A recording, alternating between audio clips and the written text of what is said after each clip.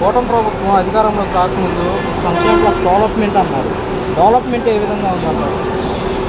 దాన్ని అసలు డెవలప్మెంట్ అంటారా? అది డెవలప్మెంట్ ఏంటది? ఏదైనా ఒక కొత్త వస్తువు, ఒక కొత్త కంపెనీ, కొత్త ఇన్నోవేషను అది వస్తే డెవలప్మెంట్ అంటారు. మరి మొన్న మోడీ గారు కూడా వచ్చిండారు అమరావతికి, అభివృద్ధి కార్యక్రమానికి శంకుస్థాపన కూడా చేశారు కదా.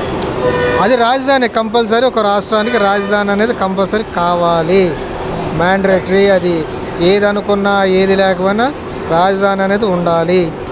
రాజధాని లేకుండా 3 కడతాను 33 కడతాను కాదు, ఒకటి ఎన్నుకున్న తర్వాత అది రాజధాని అంతే.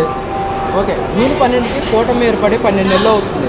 అదే రోజున పిల్లలకి తల్లికి వందనము అదొకే అది ఇవ్వాలి. ఎడ్యుకేషన్ అనేది మ్యాండేటరీ, కంపల్సరీ.